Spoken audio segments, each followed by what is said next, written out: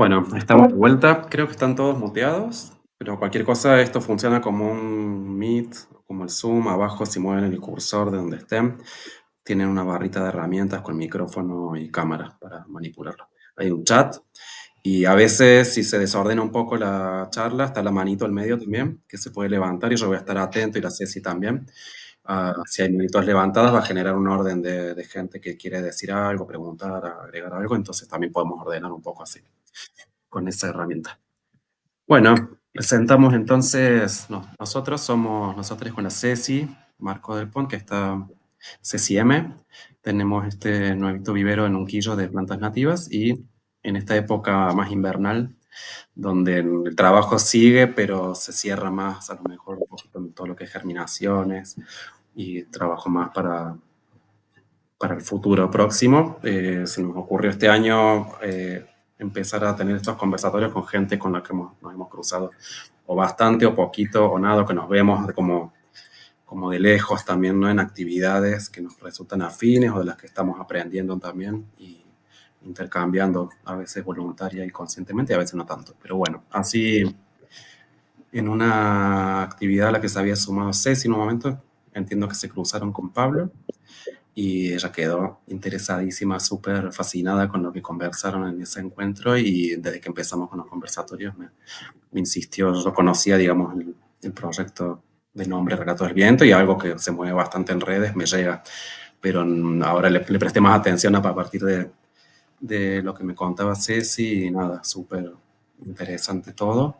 Él tenía por acá ordenada la presentación, porque la mayoría de la gente me parece que lo conocen, ¿no? Mucha gente que se inscribió me avisó, digamos, dio a entender que venían a la charla del Pablo, así que de todos modos lo presentamos como gestor cultural, es investigador y divulgador de tradiciones orales, con un posgrado en gestión del patrimonio cultural inmaterial, y hace actualmente el doctorado en estudios sociales de Latinoamérica con una beca del CONICET. Es presidente y miembro de la Asociación Relatos del Viento, y sobre todo nos aclara, aprendiz de la cultura de la tierra.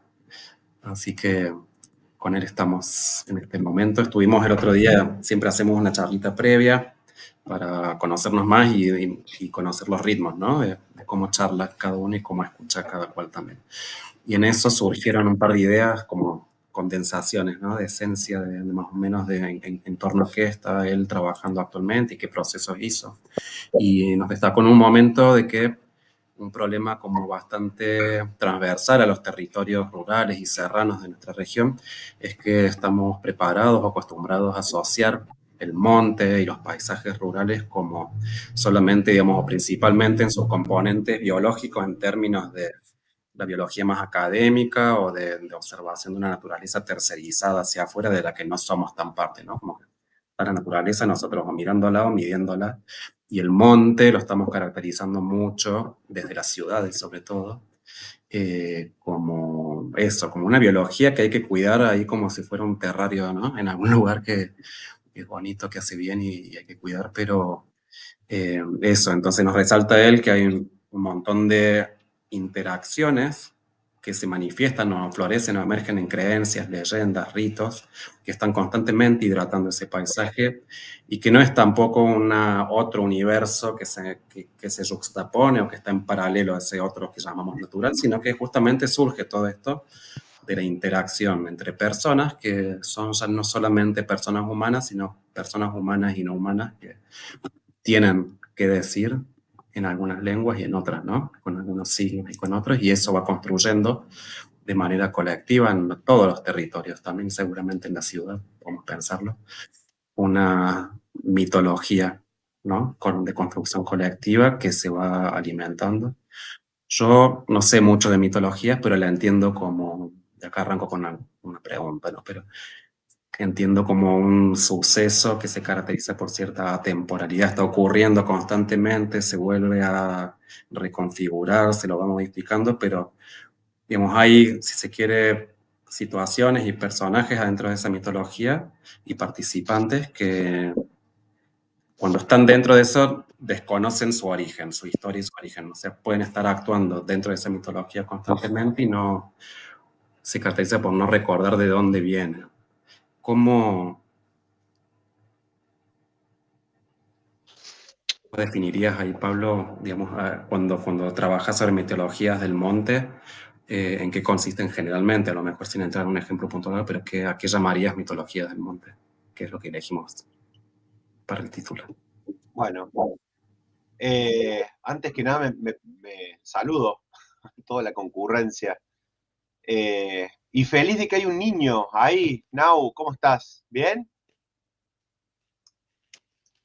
Bien, ahí con una sonrisa me devolvió un bien. Bueno, yo antes que nada, ahí te contesto, Guille, yo quiero agradecer la participación, primero la invitación de ustedes, Guillermo y Cecilia, desde Sotobosque, y luego que cada uno se haya tomado un tiempito para compartir esta charla, que es lo que el Guille decía, pretende ser una charla. Yo voy a disparar una serie de temas, tengo un problema, soy apasionado por todo esto que vamos a hablar, entonces cuando caliento motores me tiran con algo o me hacen entender de si hay alguna pregunta por ahí dando vuelta, porque realmente son temas, eh, para mí escapan lo técnico, digamos, todo lo que tiene que ver con estas creencias, ritos, mitos vinculados a nuestro paisaje, a nuestro territorio, es algo que además me atraviesa en lo personal, más allá de toda la investigación que uno pueda llegar a hacer. Con mitologías del monte, Guilla, en realidad me refiero, bueno, ecomitología es un término que tímidamente no se anima a despegar, es un anzuelo, simplemente como para dar a entender de que, en el sentido de lo que vos planteabas, Guillermo, eh,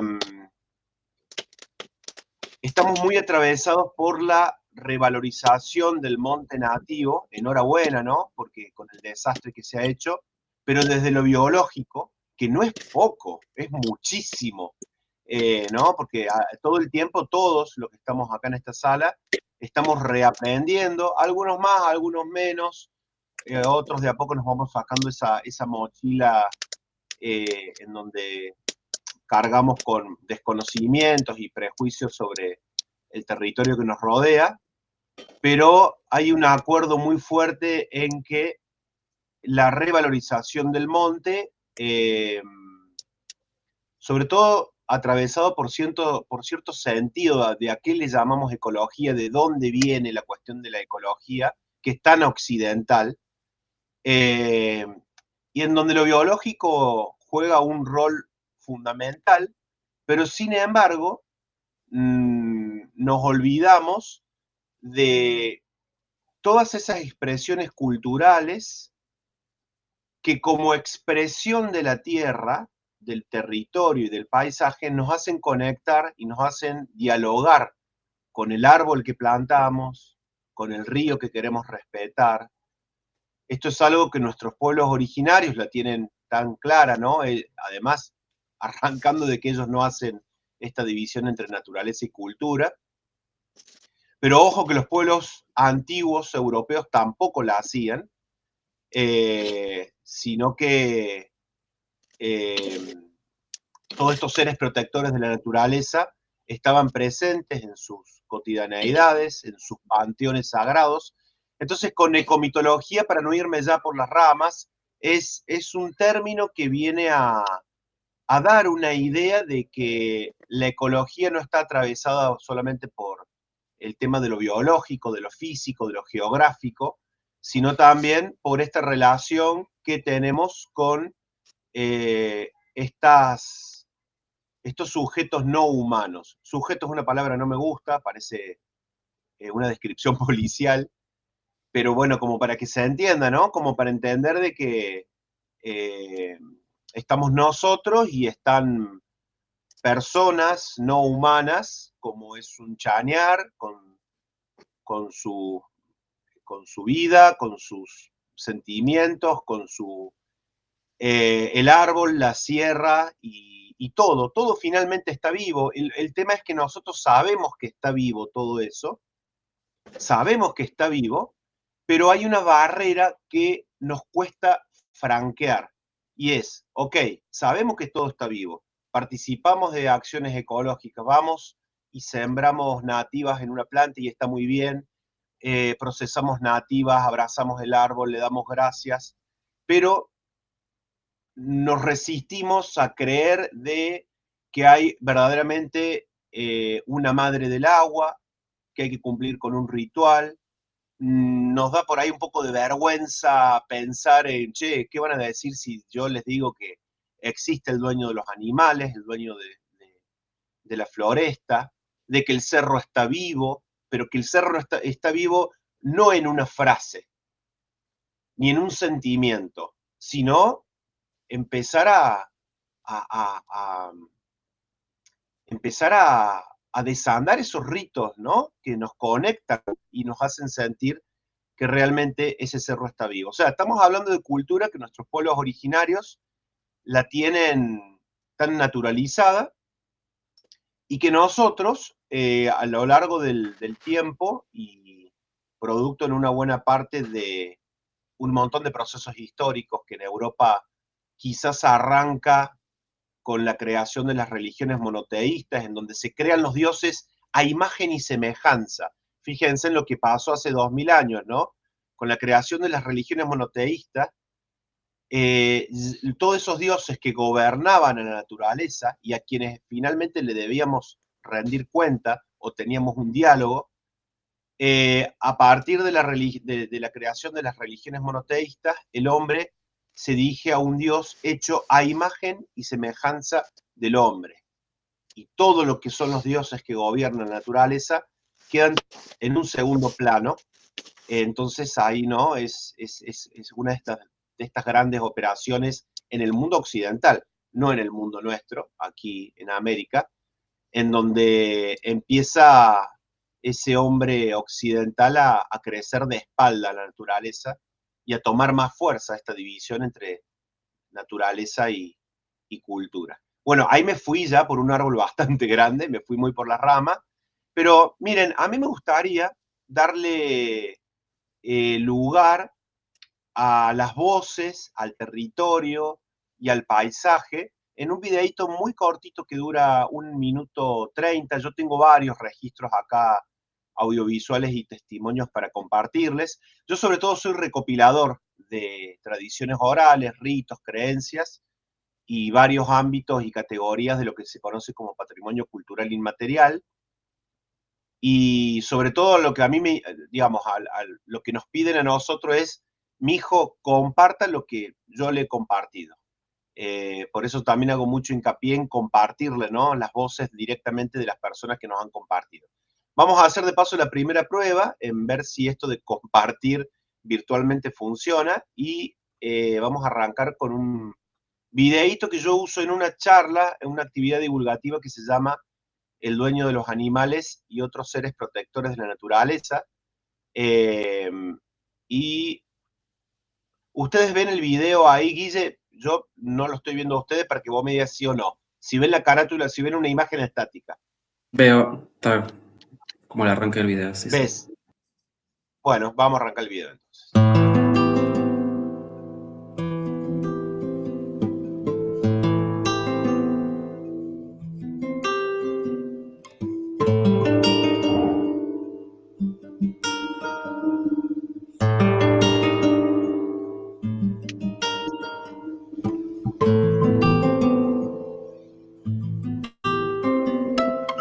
Y dice que ya había agarrado varios quirquinchos y quería agarrar más.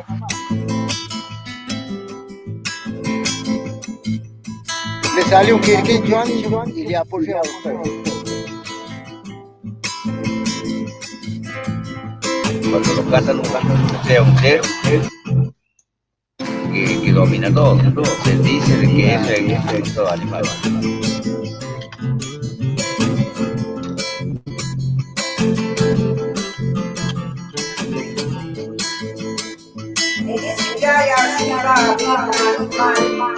Y que la madre, no.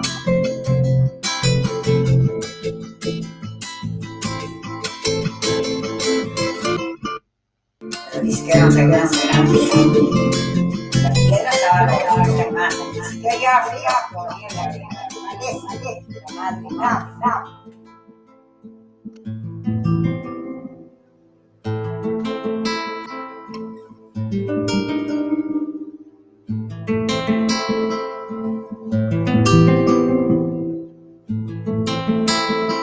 no lo pueden achar, no se atreven a voltearlo.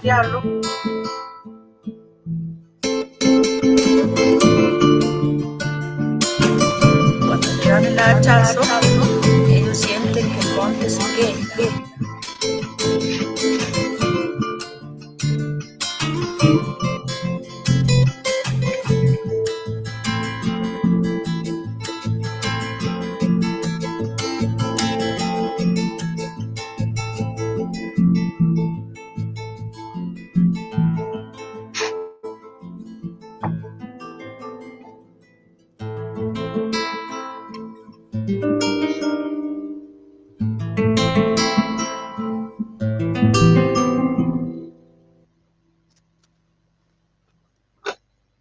Bueno, no sé si me ven de vuelta.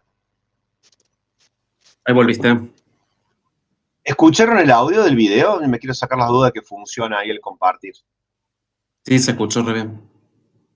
Ah, bueno, genial, buenísimo. Bueno, ahí con ese video también le dimos la bienvenida al territorio, a algunas de las tantas voces que nos han compartido. Y yo, miren, yo les propongo, voy a resumir 3 creencias que estaban ahí expresadas en pequeñas frases en ese video. Y luego, si quieren, charlamos. Vamos viendo por dónde va la charla, por dónde profundizamos, por dónde conversamos. Yo lo primero que me gustaría comentar es que cuando nosotros nos referimos a territorio, no es solamente el territorio, el mundo del medio, ¿no? O sea, el monte, los ríos, el cerro, todo lo que tenemos a nuestra vista y lo que clásicamente conocemos como territorio. Digamos, territorio es también el territorio de arriba, ¿no? La otra vuelta, en una charla que se llama Relatos Ancestrales sobre el cielo nocturno cordobés, yo le contaba y le compartía a las personas que estaban presentes en esa charla que para nuestros abuelos y abuelas en el campo, criollos, acá en la provincia de Córdoba, todo lo que está en el mundo del medio, en términos también de cosmovisión originaria, ¿no? Todo lo que está en este territorio, cerros, ríos, montes, necesariamente está calcado en el mundo de arriba. Esto nos llevaría a otra charla.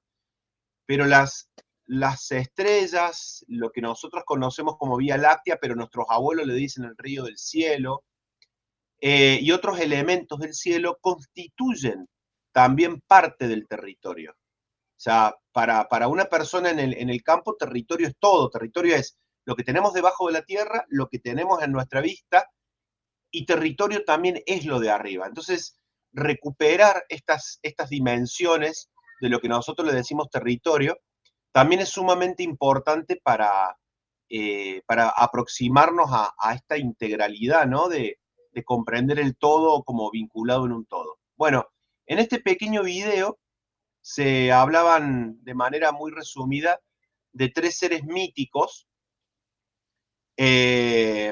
Uno era el dueño de los animales, otro era la madre del agua y otro era el dueño de la floresta.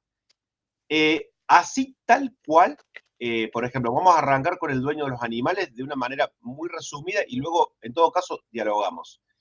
Los cazadores criollos, sobre todo los cazadores criollos de una buena parte de la provincia de Córdoba, creen profundamente, es una creencia muy vigente, nosotros nos hemos cansado ya de recopilarlo a la creencia, y a algunos ritos subsidiarios de esta creencia.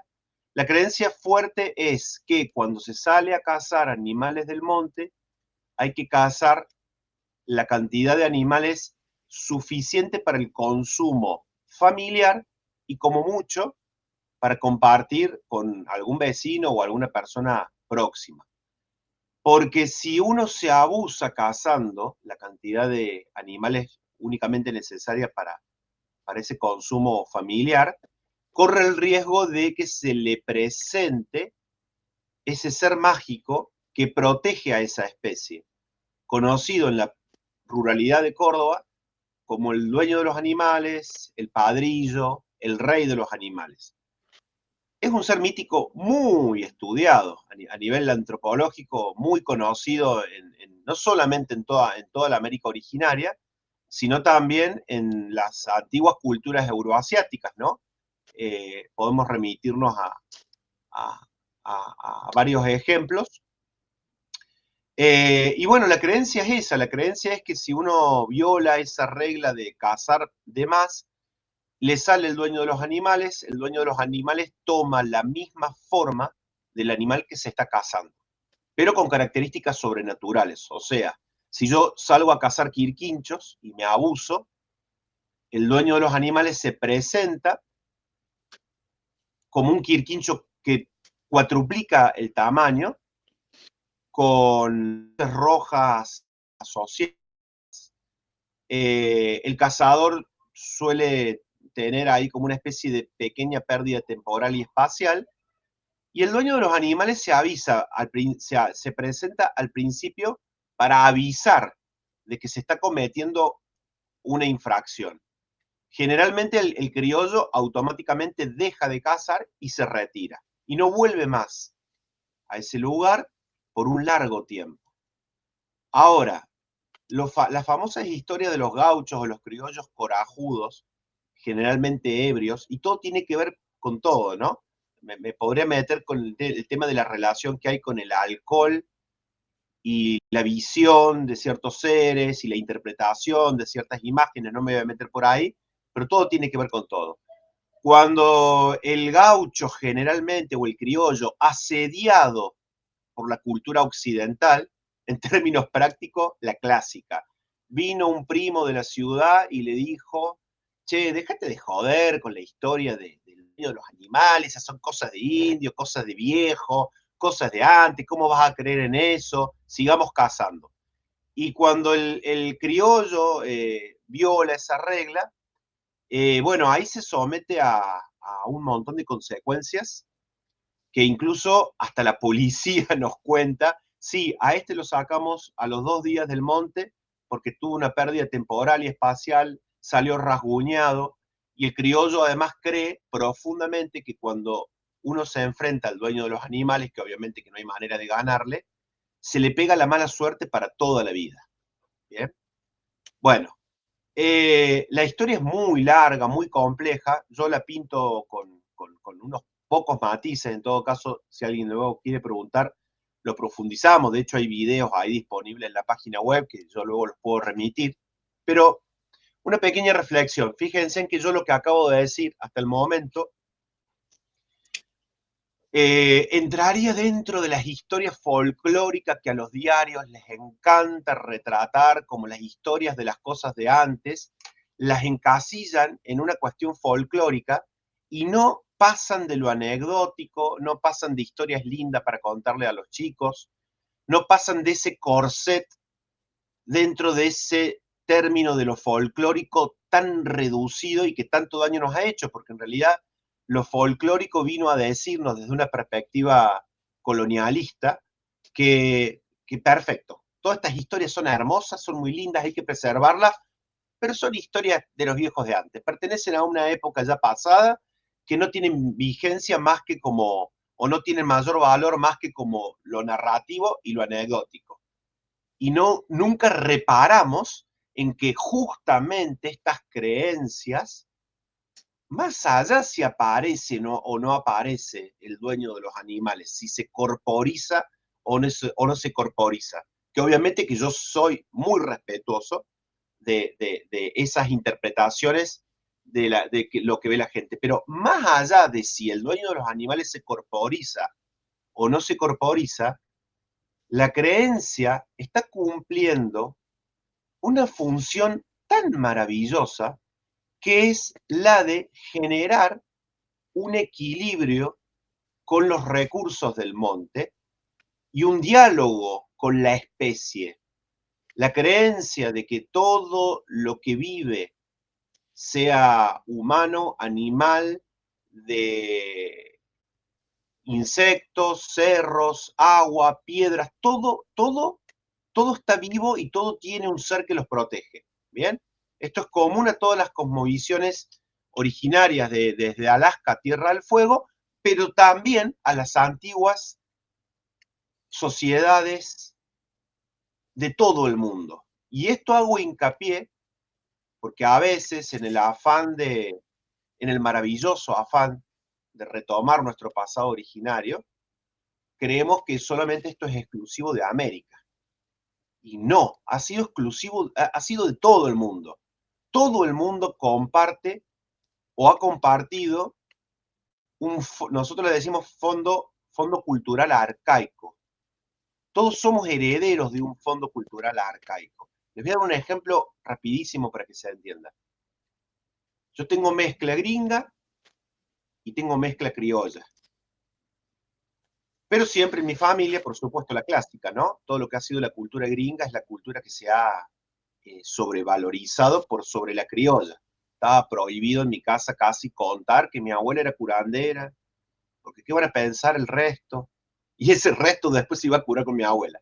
Pero bueno, no se podía decir abiertamente. Pero lo que quiero contar es que uno de mis tatarabuelos que viene de Italia, la anécdota familiar es que cuando el viejo, no, ahora Argentina, de Sicilia, llega a Santiago del Estero, se le presenta en los primeros días una tormenta. ¿Vieron cuando viene una tormenta de piedra que el horizonte está verde? Esas nubes verdes de que viene piedra. Bueno, y este viejo siciliano que no sabía hablar una palabra en castellano, saca a relucir unos huevos que tenía ahí de gallina y hace un ritual para cortar la tormenta de piedra, haciendo rodar los huevos, diciendo una fórmula mágica heredada, obviamente en siciliano, o en el dialecto que haya sido, corta la tormenta de piedra. Pero ¿cuál fue la sorpresa de este viejo siciliano recién llegado a Argentina? La sorpresa de él fue que los vecinos aindiados, hay una frase ahí en la familia que anda dando vueltas que él se sorprende porque los vecinos criollos aindiados tenían la misma técnica que él. Y él decía, pero ¿por qué? Yo que vengo de un lugar tan lejos, tengo la misma técnica que tienen los indios de acá para cortar la tormenta.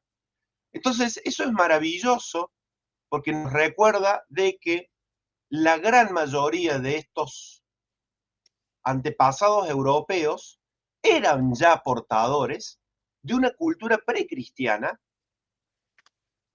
que la trajeron acá. Hay algo que se habla muy poco en este proceso tan complejo y doloroso de la colonización, de que hubo algo muy maravilloso que sí pasó, y fue que ciertas creencias y ciertos rituales se fortalecieron y se potenciaron.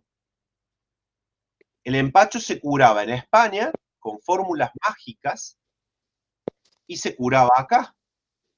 Y nos llegaron abuelas españolas que entraban en diálogo con las abuelas curanderas indias porque tenían fórmulas de curar el empacho similar. Y esto es muy importante tenerlo en cuenta porque todos somos de alguna manera u otra portadores de esta cultura de la tierra. Finalmente, todas estas expresiones, vamos a decirlo de una manera gráfica y sencilla, es la tierra expresándose a través de nosotros en rituales, en creencias, en mitos, pero nos remitimos a la tierra. Finalmente nos remitimos a la tierra, porque además participan plantas, participan animales, obviamente que muchas fórmulas mágicas están cristianizadas.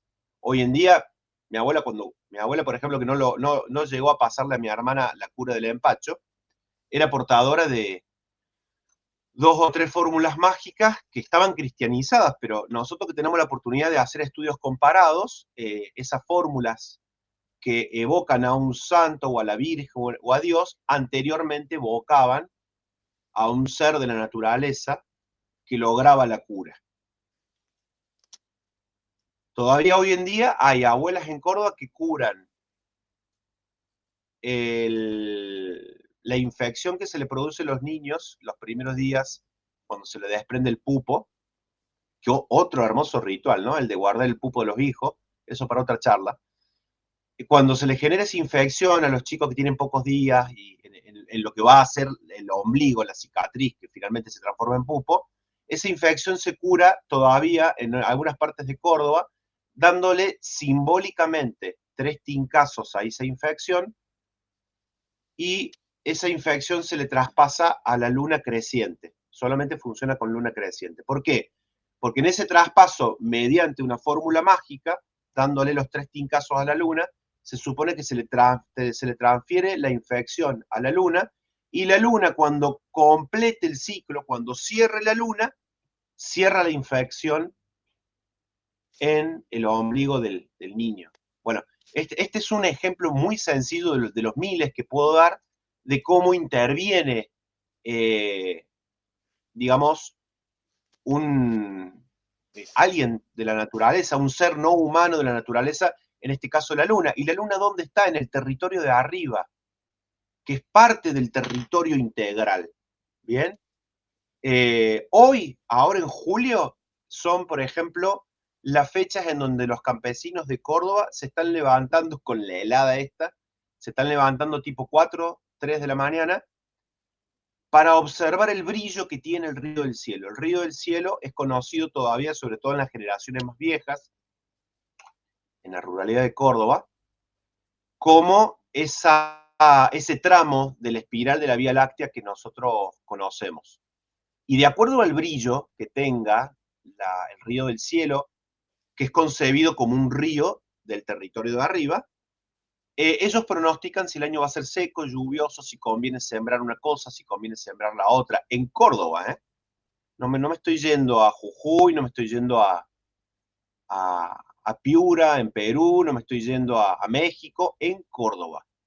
Aclaro porque en Córdoba ustedes saben, yo qué les voy a explicar a ustedes. Somos abanderados a nivel estatal y civil también, en decir de que acá no hay pueblos originarios o que la cultura originaria está desaparecida y bueno, es impresionante toda la cultura originaria y que también entra en confluencia con estas creencias también que nos han venido de otros lugares. Bueno, para resumir aún más rápido las otras 2 creencias que se habían ahí comentado un poco en ese video, todavía se cree en Córdoba en la madre del agua, que en el mundo andino se la conoce como Mayumamán, en quechua, solamente en el mundo quechua, ¿no? Podemos hablar, digamos, podremos ejemplificar nombres en su idioma originario de lo que es la madre del agua. Pero bueno, acá en Córdoba la traducción es la madre del agua, tal como sucede en otras partes de América, como traducción literal de expresiones originarias. Y la creencia es más o menos la misma, la creencia de que una deidad femenina, esto es universal, allá donde vamos, Japón, Asia, Europa, América, quien ha cuidado, la deidad que ha cuidado el agua siempre es femenina, por una cuestión de la identificación con la fertilidad. Fíjense en que en la actual representación de la madre del agua, al menos en esta parte del mundo, en esa representación confluye, por una cuestión de préstamo por el colonialismo, la representación de la sirena europea. La madre del agua, en general, en Sudamérica, en una buena parte, ha sido representada para nuestras comunidades originarias como una gran boa. Por ejemplo, en el Amazonas es la anaconda verde. Ciertas anacondas verdes, la anaconda verde tiene hábitos acuáticos, ciertas anacondas verdes de tamaño descomunal. Hace poco salió la noticia de una anaconda verde inmensa, récord en su peso y longitud que apareció en la Amazonía, es considerada como una madre del agua. Y acá en Córdoba, aparentemente, podría haber sido la boa arcoíris, que está en extinción. La boa arcoíris es la única, digamos, en Córdoba actualmente hay 2 boas, la ampalagua y la boa arcoíris. La ampalagua, digamos, ¿no?, goza de buena salud en el sentido de que hay ampalagua, está amenazada, pero hay, y la que casi está desaparecida es la arcoíris. De las 2, la que tiene hábitos acuáticos es la arcoíris, y Y bueno, aparentemente la Madre del Agua estaba representada por una gran boa aquí en Córdoba. Y la creencia es esta, ¿no? Que ahí donde está el nacimiento del río, que coincide con una vertiente, con una zona en donde hay una olla, la famosa olla de nuestros ríos serranos, que suele haber un remolino, porque en el fondo del remolino tiene domicilio la Madre del Agua. Ahí habita este ser femenino que protege las aguas, ¿no? Con la misma lógica. Hay que respetarla, porque si no el río se seca. Tenemos testimonios muchos en este sentido. Y con el dueño del bosque, con el dueño de la floresta, pasa lo mismo. Esa creencia sí que en Córdoba está muy difícil de encontrar. Nosotros la hemos recopilado en el departamento Cruz del Eje, en el arco ya muy cerca a las Salinas. Incluso hay varios árboles en donde hay varios algarrobos de más de 400 años y mistoles que encarnan al dueño de la floresta, y la historia tenemos documentales sobre esto, después si quieren les paso el link. La gente dice, bueno, que no pueden acharlo porque el monte se queja, empiezan a aparecer cosas, y finalmente se termina respetando a ese árbol, ¿no? Entonces, bueno, el respeto por nuestro monte está atravesado naturalmente por la natural creencia, ya hasta la palabra, hasta el significado de creencia se desdibuja, porque para nuestros pueblos campesinos, la comunidad es mucho más que la comunidad humana, hay una comunidad ampliada. Está la Madre del Agua, el cerro próximo que está vivo, los cerros también en Córdoba dice que braman, que están vivos, que hay que pedirle permiso, que cuando alguien sube sin permiso también genera condiciones adversas. Les puedo estar hablando, ahí estamos trabajando en un libro que va a salir dentro de poco que se llama Seres Protectores de la Naturaleza Presentes en la Oralidad de Córdoba. Nosotros tenemos recopilado 18 seres mágicos presentes en la oralidad de Córdoba. No todos son protectores de la naturaleza, pero la mayoría están intermediados por la naturaleza, ¿no? Y forman parte de una comunidad. Ahí es donde se desdibuja naturaleza y cultura, ¿no? Todo es parte de lo mismo. No hay separación. El dueño de los animales, la Madre del Agua, el cerro que brama, no es cultura, es parte de la comunidad. Y hay rituales, y hay creencias, y hay cosas que no se dicen, que nos vinculan con esos cerros, nos vinculan con ese río y qué sé yo. Por supuesto que en Córdoba, lamentablemente, todo esto está algo desdibujado. Hay personas o comunidades enteras que creen en todo esto, pero están asediadas por la cultura occidental. Los turistas que vienen y que se meten al río lo mismo, por más que los serranos le dicen, no se meta, mijo, ahí que hay un remolino que lo chupa, lo traga. Ah, a ver, hagamos la apuesta que no. Entonces, y mucha gente que dice, hagamos la apuesta que no me chupa el remolino. O hagamos la apuesta que el árbol no me hace nada.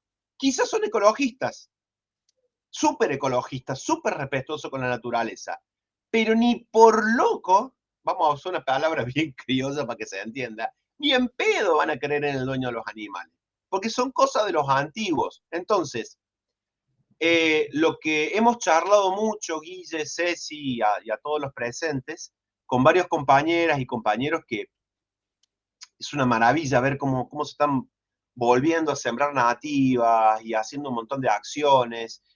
Yo admiro mucho a los maestros, a los docentes en el aula, lo admiro profundamente porque contra viento y marea están ahí, tienen la posibilidad de generar conciencia, pero lo que vemos es que estos ritos y estas creencias muchas veces no pasan de lo anecdótico, no se hace un análisis fíjense en que la modernidad persigue algo que estas tradiciones sí lo logran, pero la modernidad no. La modernidad persigue este atributo de eficacia, ¿vieron?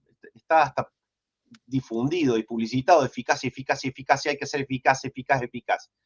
Y sin embargo, una creencia, la creencia de que si yo me abuso cazando animales del monte, me puede provocar mala suerte, desgracias personales y una serie de circunstancias adversas, esa sola creencia ha logrado una eficacia mantenida en milenios para generar un equilibrio con la naturaleza, algo que ni todos los movimientos ecologistas del mundo, ni todas las policías ambientales del mundo, ni todos los programas estatales orientados a la restauración del ambiente han logrado. O si lo logran ahí a cuentagotas. Pero sin embargo, personas que no saben leer y escribir, ni falta que les hace, obviamente, están atravesados por ritos y creencias y por un sentido de la comunidad que incluye a seres humanos y no humanos, que logran naturalmente este equilibrio con la naturaleza. Entonces, no se trata de forzar ritos y creencias. Esto lo hablábamos la otra vuelta con unos docentes en Dian Funes, que han retomado el ritual del agradecimiento a la Madre Tierra, conocido en el mundo andino como Pachamama, pero que en todas las comunidades originarias se daba, evidentemente. Y hablábamos de que no hay que forzar tampoco, ¿no? Porque hay que desarmarse, hay que, digamos, no es una cuestión de forzar de un día para el otro creer en el dueño de los animales, creer en la madre del agua. Pero sí, poco a poco, ver de qué manera el que quiera atravesar ese límite, ver de qué manera se acerca al monte, se acerca a estos hermanos nuestros que no son humanos, mediados por ciertas creencias y por ciertos ritos. Entonces, no quiero entrar en otras dimensiones, ahora ya abro paso al diálogo.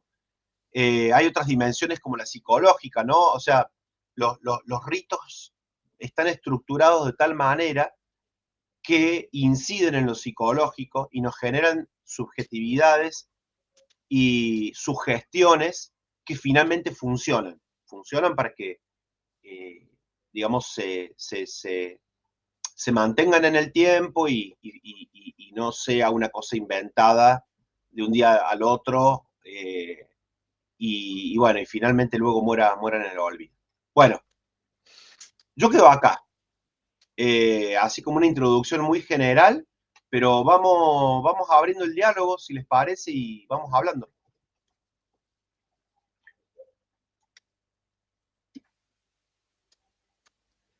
Perfecto, Pablo, un montón. Recuerden, tenemos la manito si alguien quiere ir como anticipándose a que va a decir algo. Yo tengo un problema que no me callo mucho, así que hago un silencio de 3 segundos por si alguien quiere arrancar para no ser el loro de siempre. Che, Nau, ¿te aburriste? Estoy muy atento. No, está muy atento. Ahí me quedé pensando cuando... Es mucho, como que estamos tomando nota acá con la Juli, estamos compartiendo mesa y un montón de cosas que ramifican como un árbol. Pero...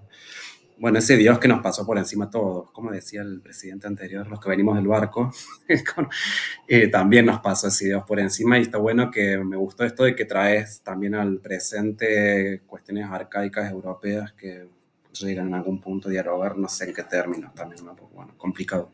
Somos muy irrespetuosos hablando de todo a esta altura, pero digo, se dialoga igual, se encuentran saberes y hay un diálogo histórico de eso. Y Sí. esto del Olimpo, que eran dioses que estaban, o sea, tenían una forma, está bien, se dice que el cristianismo trajo ese dios como a semejanza, pero estos otros dioses estaban repitiéndose todo el tiempo, más o menos en un Olimpo que había gente que hacía cosas que hacemos acá abajo también, este mundo de arriba que mencionas y cómo hay diálogo también hacia, como que vienen, ¿no? Llevan y traen, se lleva y se trae de estos mundos, de arriba, de abajo, construidos de mitologías. Después el problema de quienes dicen, digamos, ¿por qué tenemos todavía incluso que hablar de creencias cuando son realidades, son verdades también? ¿Cómo no va a ser la madre del agua, digamos, cómo no fue el resto con nuestras mitologías de hacernos representar por estos presidentes, por ejemplo? ¿Qué mitología es esa? Entonces, ¿cuán mejor? Digamos, cómo todavía hay una soberbia no cultural desde las ciudades y los espacios globalizados. Desde la a- a- academia, Guille. sí, a dar permiso, ¿no? De que esta gente cree cosas, cuando en realidad, y ya sé cómo lo decimos acá adentro, pero digo, es irrefutable que si cortas ese árbol, algo se devuelve. ¿Cómo no? O sea, incluso si se pusiera la ciencia a un buen servicio, se podría medir eso. Y se está midiendo cómo te vuelve ese algo. Y claramente ese es el rey de la flora. Y si no, mira. Y lo mismo con la lampalagua, que creo que la que vive bien es porque se fue domesticada, tristemente, ¿no? Como que, digo, a veces no, en este ir y venir, llevar y traer y comunicarse con esas otras personas, terminan también viendo, pero tuvo una domesticación que la otra probablemente no. ¿Y cómo no va a ser la dueña del agua también? ¿Cómo no fue negándolo? Es como...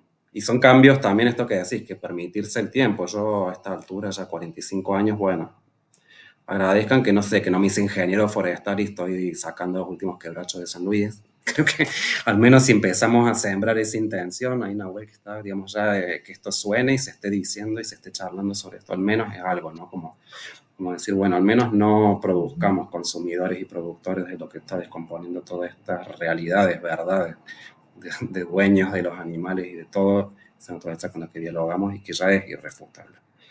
Así que ese el saber leer y escribir me parece que no saber y no saber leer y escribir es no leer en las piedras, en los sapos, en los pájaros, en las plantas.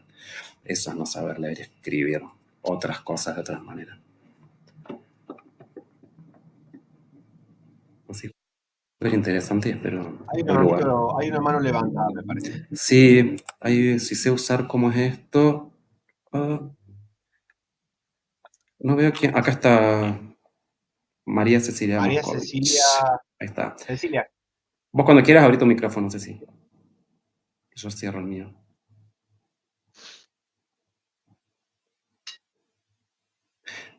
Tenés que abajo a la izquierda apretar el microfonito y se te activa el tuyo.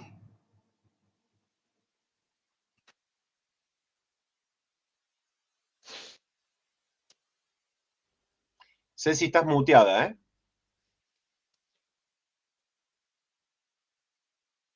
Mientras se desmutea acá en el chat dice Víctor Grande Pablo, saludos de Buenos Aires, que tan colonizados estamos que se estudian los mitos griegos y no, aunque sean americanos.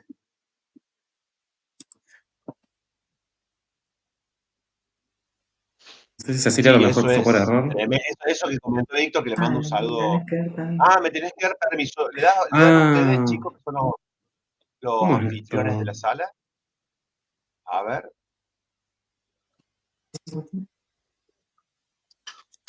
vamos a ver si...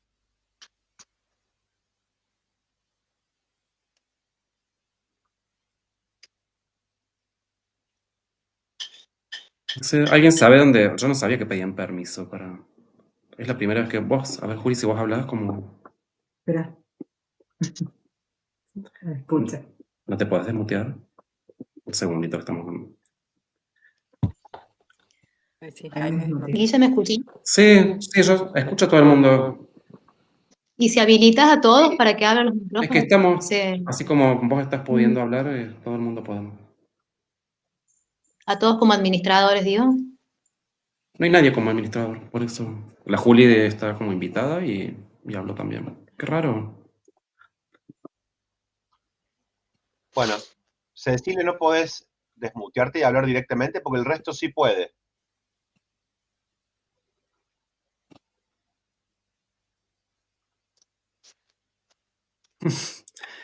Momento de Bueno, tensión.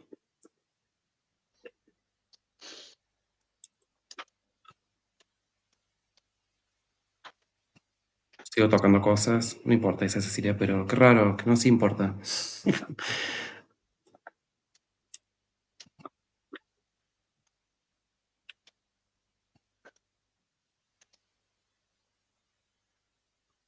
Ahí está contando por el chat Cecilia que el carpincho blanco.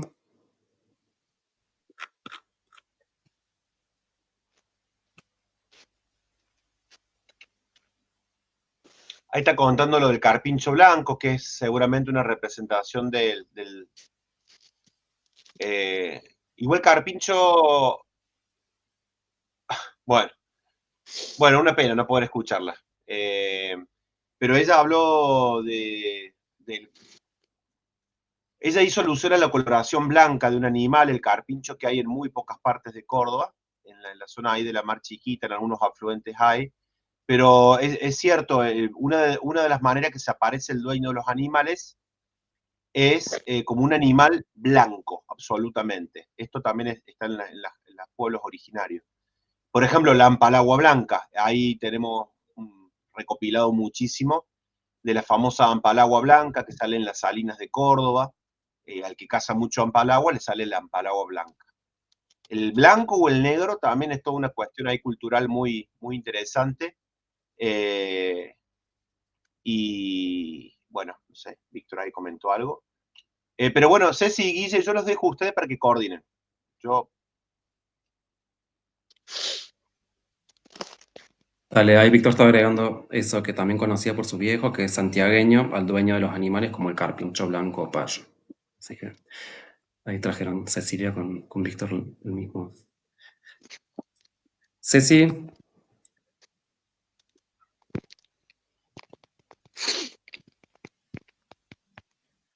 Ceci, ¿yo? sí, si O tienen la algo otra para... Ceci.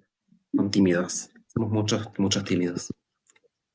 A mí, Pablo, no sé, como que, no sé si es una pregunta la que tengo. Por ahí, cuando hablas, se me viene, bueno, yo viví muchos años, como 10, en Quilino, y me acordé mucho, bueno, de todas la leyenda de las brujas, la del pájaro este negro, que yo el recuerdo que tengo era que era muy, muy, muy joven, hace muchos años, y no creía, es como que no, no, no.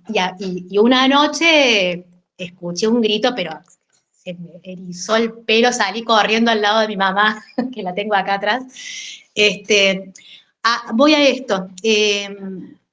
Por ahí yo quizás tuve la suerte de vivir ese tiempo en el monte, eh, pero ahí sí viene la pregunta, ¿cómo percibís vos que se toman más en zonas urbanas todos estos mitos, todas estas leyendas? ¿Qué está pasando con eso fuera de los pueblos, fuera de las zonas como más rurales, ¿no?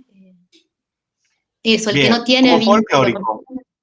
Exacto. Sí, muy, muy Ah, buena pregunta. Ahí está el daño del colonialismo, pero también del occidentalismo en Occidente, porque yo por cuestiones personales, cada tanto, por cuestiones familiares, cada tanto viajo al norte de España, Asturias, y ahí aprovecho y comparto trabajo de campo con colegas que recopilan también tradiciones orales, y hacemos a veces algunos encuentros y algunas charlas.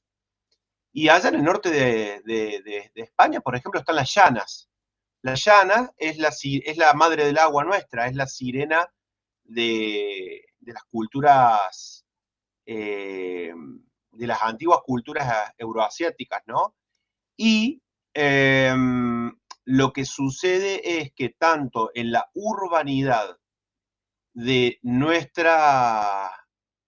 de nuestro continente como en la occidentalidad en general, eso forma parte del folclore.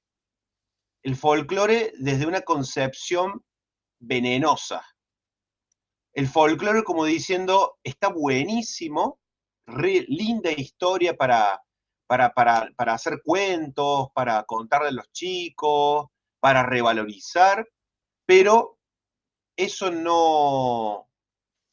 finalmente no es aceptado como algo que realmente sucede, ¿no?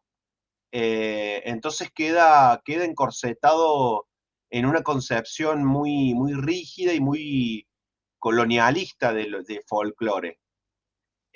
Como sucede con las piezas de museo, el término folclore en un sentido es como que atrapa estas expresiones y las vuelve bien muchas veces, ¿viste?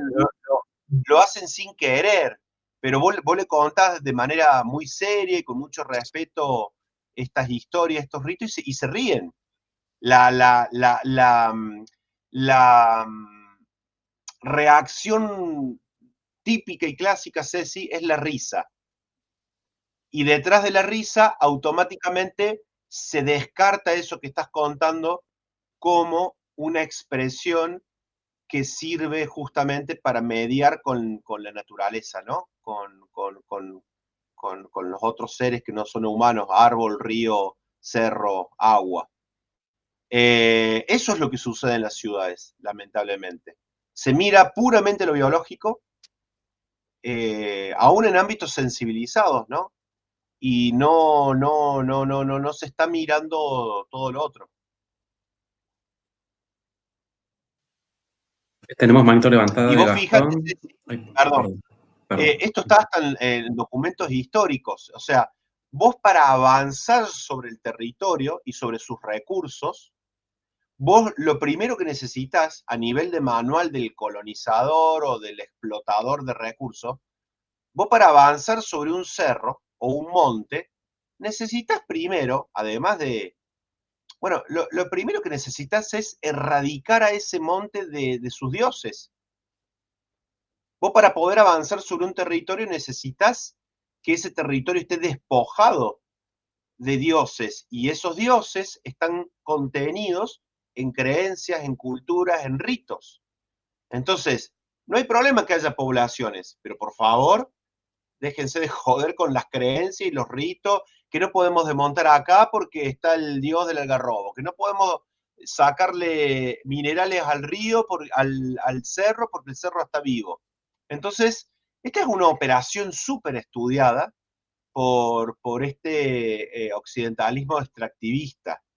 No es algo menor. Y eso ha operado de tal manera en nuestra cultura y en la educación que concebimos naturalmente a todos los elementos del territorio, por más respeto que tengamos y amor por el ambiente, como recursos, o desde lo biológico puramente. ¿Bien? Despojado de sus dioses, de todas las energías, como decía un poco el Guille en ese sentido, ¿no? Que ya sabemos que es muy contradictorio, porque todo el mundo sabe, todos sabemos que la Tierra está viva, que el monte está vivo, pero queda ahí, en esa expresión de que está vivo, punto. Pero que está vivo implica todo este sistema de relaciones y de creencias y de ritos, ¿no? Entonces, volviendo a tu pregunta, eso es lo que pasa en las ciudades generalmente. Quedan como expresiones folclóricas, quedan como cosas lindas que contaban los viejos de antes, y chau.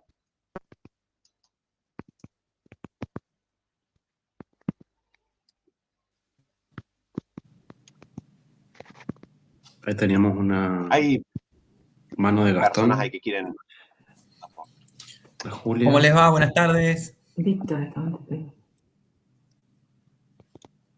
Hola Gastón, Bueno. no te escucha bien. Hola Gastón. Bueno, muchas gracias. Un gusto escucharte, Pablo. Coincido con tu exposición, con tu idea. Entiendo ese renegar hacia lo folclórico romantizado, ¿no? Me parece que va por ese lado. El folclore romantizado le va a quitar ese valor intrínseco que tiene el poblador nativo con su ámbito. Creo que tiene mucho que ver también con lo cotidiano de la persona. El poblador que está en las zonas de monte, digamos, en su relación con la naturaleza, va a valorar ese entorno distinto al poblador urbano, que viene más frío, que viene más distante y desafiante. En lo personal, donde yo estoy viviendo, yo me vine a vivir a Cosquín, a una zona que digamos es periférica a la parte urbana de Cosquín.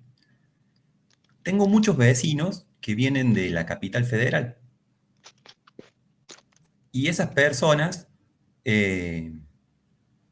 no solo capital federal, otras grandes ciudades, vamos a llamar así en general, esas personas no son habitantes estables, pero van adquiriendo propiedades y van empezando a desafiar el lugar y a llevárselo por delante.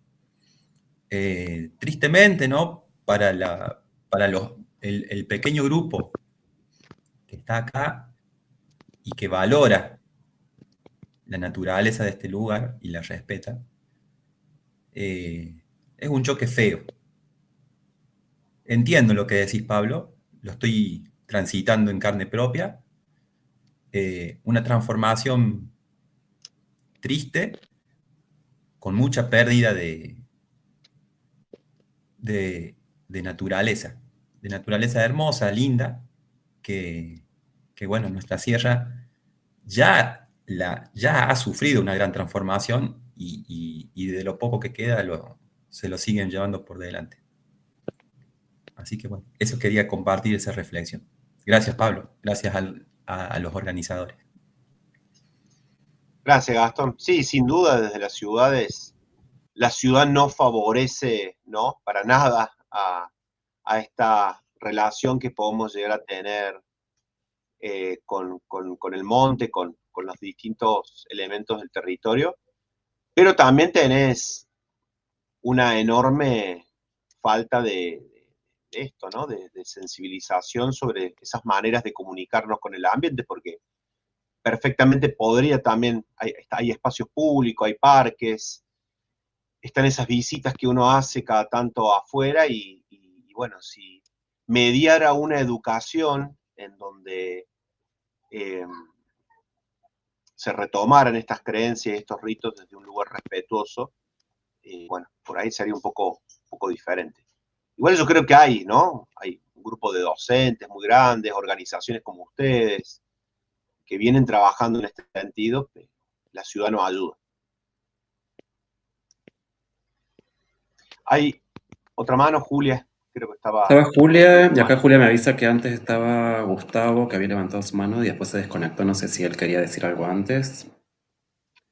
Sí, no. Bueno, igual se levantó de la silla, así que le damos tiempo a Julio. No más vos. Metale nomás. Bueno, Julia, si querés. Es que tenemos que, como estamos en el mismo lugar, cuando le apaga el micrófono, prenderlo para no pisar.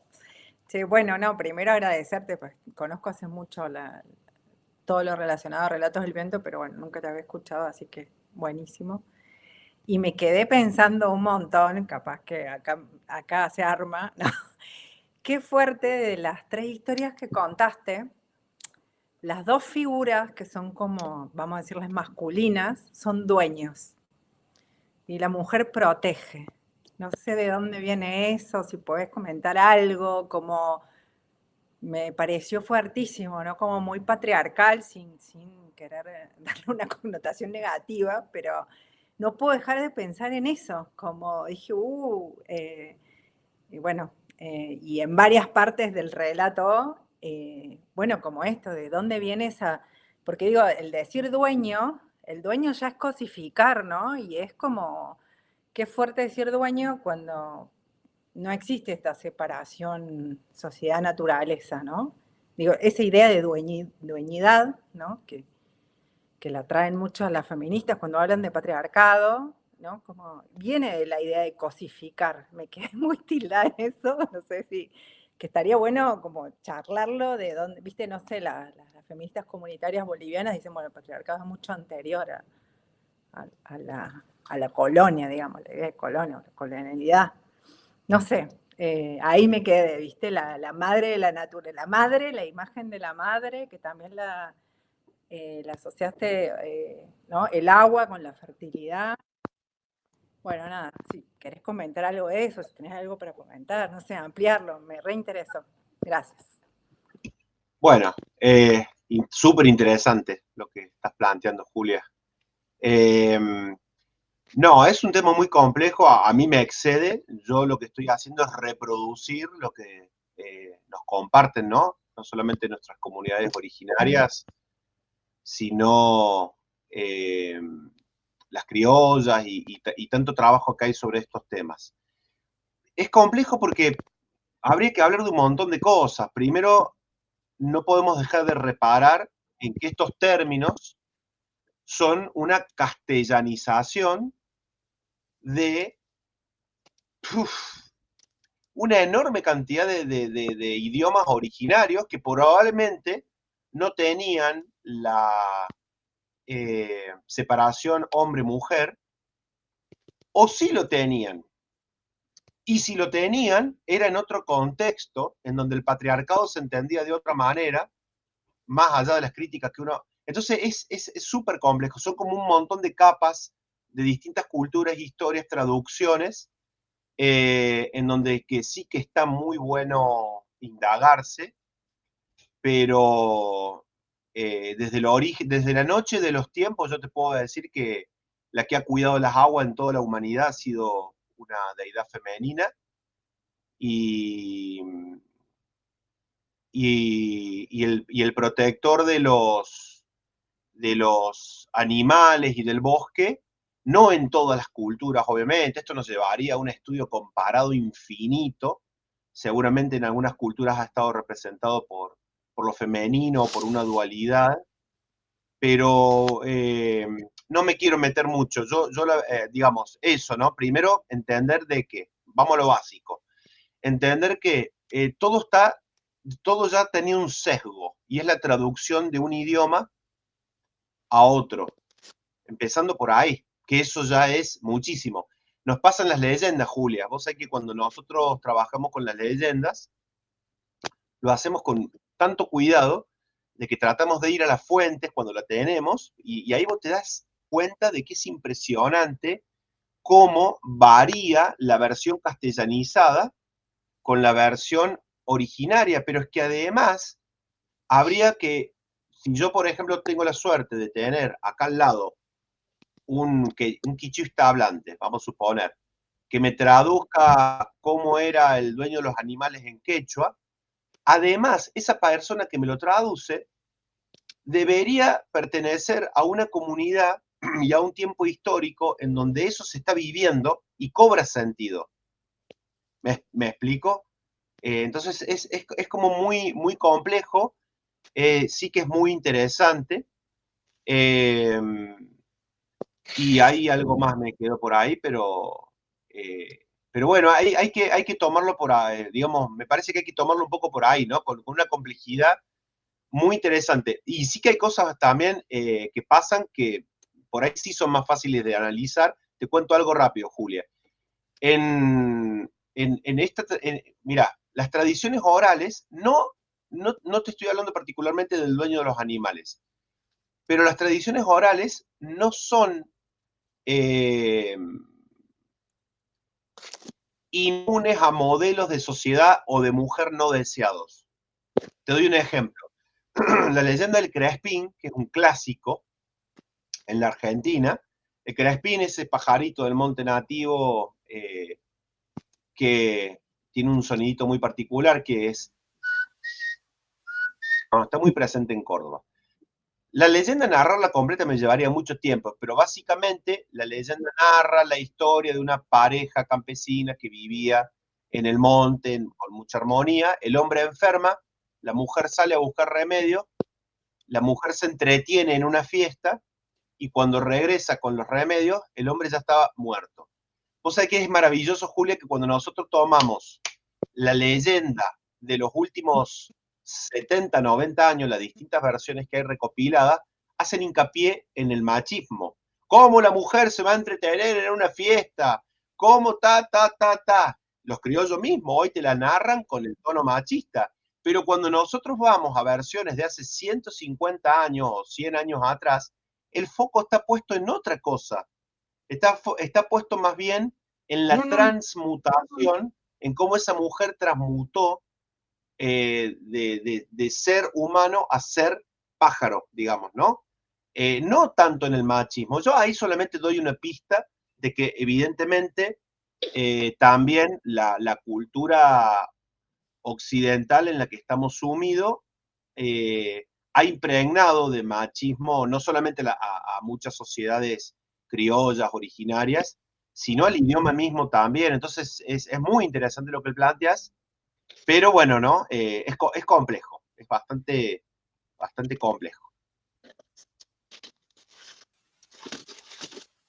Ahí yo he bajado mi mano, así que aprovecho nomás para un parentecito. Creo que incluso la mujer es una construcción, la que nosotros estamos mirando desde una perspectiva, también muchas veces es una construcción occidental. Como, digo, eso que dijo el Pablo me parece como son traducciones, sí, traducciones de traducciones de traducciones de traducciones, y claramente está nuestra mirada en eso de que la mujer es eso, a lo mejor no fue, digo.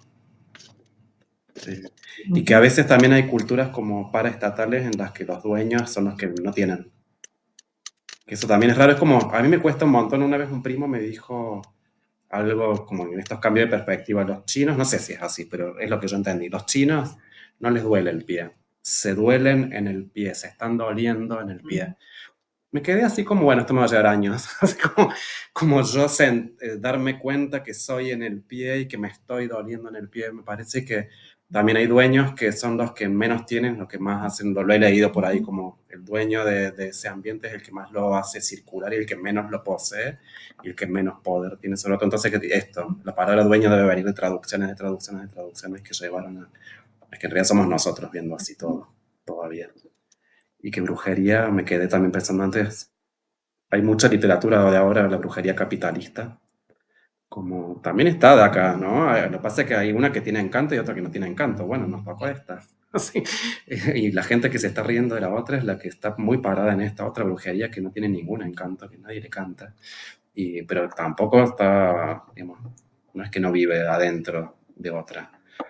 Ahí Javier había levantado la mano hace un rato, se bajó la mano, pero no sé si todavía quiere hablar. Por ahí no sé qué pasa con el Jitsi, que desaparece la manito. Pero hace un rato había levantado Javier de San Marcos Sierra, creo que puso en el chat. Y alguien más había levantado que tampoco veo más ahora. No me vuelvan loco. Ahí hay un mensaje de Javier. Javier, bueno, Sí. si no en el chat había puesto... Y chat, un Ahí se comentario. escucha bien. Acá Javier de San Marcos Soy- Sierra, una vez me di cuenta que mi casa es también desde la puerta para afuera. Y agradece a Relatos del Viento por compartir este espacio.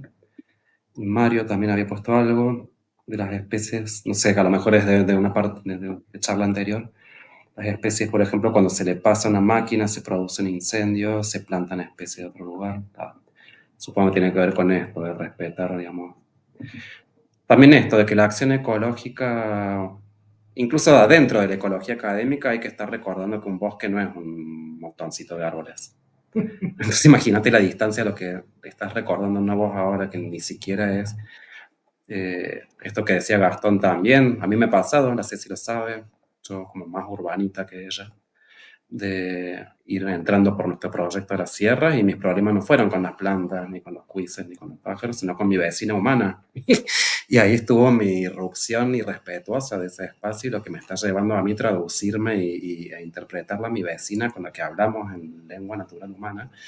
Y ahí estuvo, bueno, esa enseñanza que uno o está permeable o no a recibirla, de vuelta, qué distancia para tener esa comunicación con un no humano. Si mi problema principal fue soy súper consciente de que vamos a plantar acá, cómo reconstituimos un poco esto.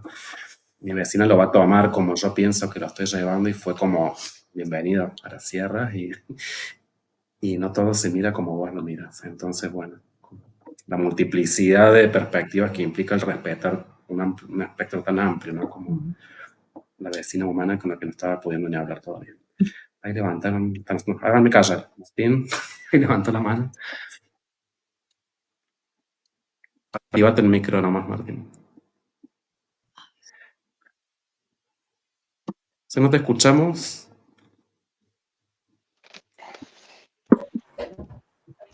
¿Ahí me escuchan? Sí, ahí está. Genial.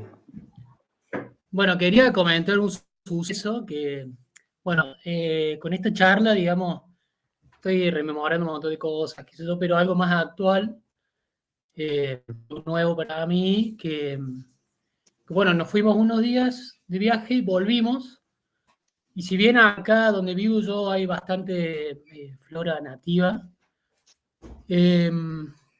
me sorprendió que en estos días, desde que los perros míos andan por otros lados cuando nos vamos, y mucha caca de pájaro de siempre verde. Entonces me puse como a pensar cómo es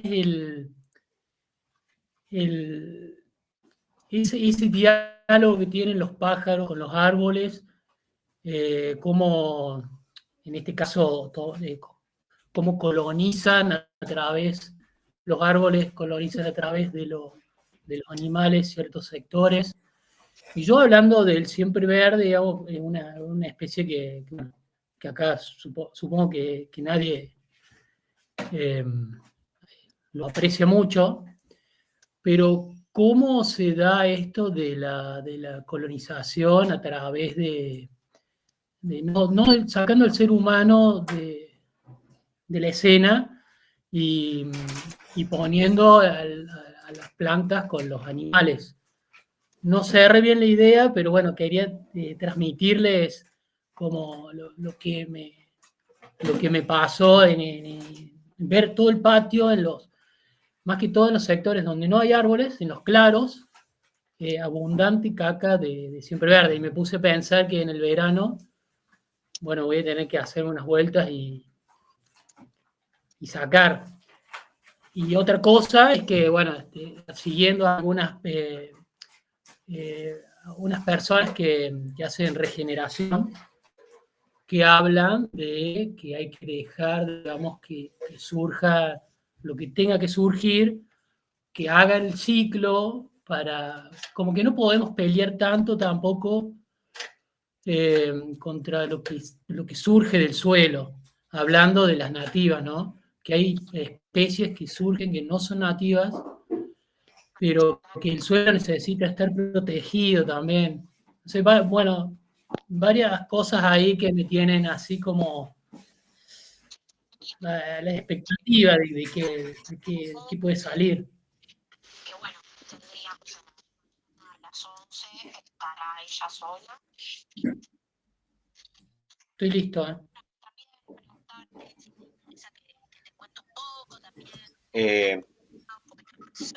Sí, yo ahí con la cuestión, sí, el siempre verde creo que no lo queremos, pero el árbol no tiene la culpa. Pero sí, bueno, ya ahí con otras cuestiones que a mí se me escapan, como por ejemplo, si es conveniente dejar que el monte venga o que Buena venga... ley. Buenas. Claro, viste, son cosas que... Ahí Javier está con el micrófono abierto. Sí, creo que está hablando. Sí. Pero creo, no sé si está hablando Javier para si está en la charla. A nosotros Está, lo vamos digamos, a escuchar. opinando algo de... Sí. Que él siga hablando siquiera, acá estamos escuchando todo. No, me quedé pensando lo que decía el Martín recién, que porque esto también podemos, si vamos rápido, distanciamos de vuelta, como si él estuviera hablando de una cosa de restauración del paisaje, algo así, no tuviera nada que ver con todo lo que venía diciendo el Pablo, y digo, bueno, hagamos las fuerzas para conectarlo, porque sí, es eso. En definitiva, y cómo habla de los tiempos, que no se trata de intervenir, no vamos a respetar a lo que se cree que es la madre del agua, por intervenir ese espacio como si fuera una restauración ambiental física de una cosa inanimada que es el agua, sino que estos procesos, digamos, de participar de esas relaciones, como creo que antes nombraste algo de, bueno, cazar de más. Si eso fuera una relación ecológica, que eso es algo que aprendo de la Juli, que es la palabra ecológica, pero que me entra como términos comunicables, es decir, ¿ese cazar es una relación ecológica o son gringos que vienen a tirar plomo al campo y a cazar fauna nativa y exótica, palomas, lo que sea? Vienen a cazar palomas, ¿entienden? Entonces, como se vienen desde Estados Unidos vestidos de militares en aviones y se bajan disfrazados hacia hoteles en La Pampa y cazan palomas, ¿no? Digo, ese cazar es una relación ecológica, ese consumo entabla una relación ecológica con ese ser que no es solamente un animal, sino que representa muchas realidades. Y que no eso, me quedé con lo que dijo Martínez, que no es solamente intervenir restaurativamente, sino si realmente estamos parados en dar ese respeto, es también hacer silencio, observar y dejar que esa vegetación devenga y ahí están esos seres que se cuidan y nos cuidan. Ahí levantó alguien la mano. Gastón de vuelta. Abran nomás micrófono cuando quieran. Bueno, no, me quedo pensando en esto que decía el compañero recién, de no darle lugar al hombre. Creo que el hombre es imposible no darle lugar porque está interviniendo, lo viene haciendo. E incluso en estas valoraciones a los seres mitológicos, es el hombre el que lo hace. Y ya sea que genere un respeto o no, al contrario, genere un desafío, es protagonista. En el caso del ejemplo, bueno, él hablaba sobre lo siempre verde, y el siempre verde lo está acá porque el hombre lo trajo. Y los pájaros no lo van a analizar y van a intervenir dentro de su dieta, lo van a comer y lo van a dispersar. Pero el hombre no lo podemos sacar del costado, me parece. Para bien o para mal, es protagonista. Eso me quedó como haciendo un ruido ahí. Nada más.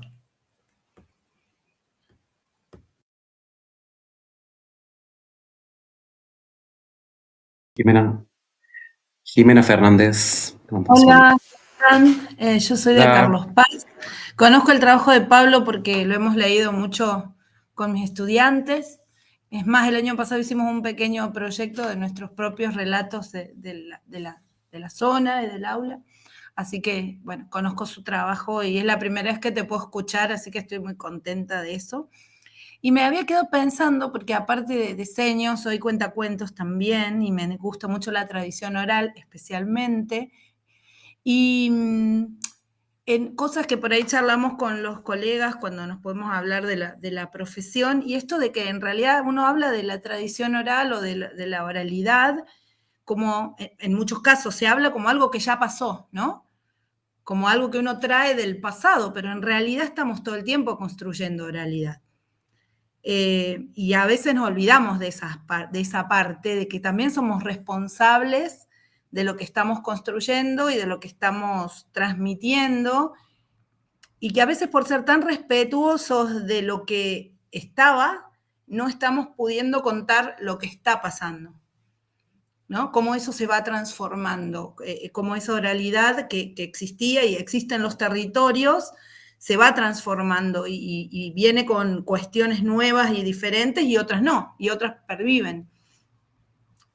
Bueno, es algo que seguimos en discusión. Hay gente que todavía sostiene que no, que la tradición oral está allá y que lo que acá es una nueva oralidad, y otros que creemos que no, que en realidad es un devenir. Y que justamente con esta cuestión de que la cultura engloba todo, la cultura engloba también el medio que nos rodea, los árboles, las plantas, los ríos, somos cultura, no nos podemos separar. Y creo que tendríamos que hacer un pequeño esfuerzo para entender que no somos mejores, ni más poderosos, ni más importantes que todo lo otro que nos rodea. Creo que si hiciéramos ese pasito atrás y viéramos que somos un puntito acá en el medio de todo esto que nos rodea y nos constituye, creo que podríamos entender mejor dónde estamos parados y paradas, ¿no? Que el hombre no es lo más importante de la creación. De hecho, si el mundo se sigue destruyendo como se está destruyendo, nosotros vamos a desaparecer y se va a regenerar y nosotros ya no vamos a estar más, ¿no? La raza humana, sí, que eso. Bueno, hay cosas que pienso en realidad, no eran preguntas ni nada, pero cosas que me interesaba que por ahí me cuentes si también te las estás preguntando o no, o cómo se están llevando estas preguntas o estas reflexiones en otros territorios. Gracias. Bueno, Jimena, un gusto saludarte y encontrarnos por acá. Sí, ahí tocaste unos temas que son temas de permanente charla y discusión también con colegas, con recopiladores de tradiciones orales.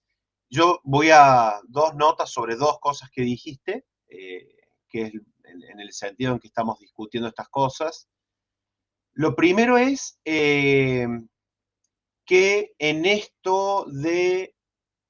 esta idea muy acotada de lo folclórico, a veces con las tradiciones orales nosotros notamos que se cometen algunos excesos, como agarrar tradiciones orales, por ejemplo, leyendas, destrozarlas,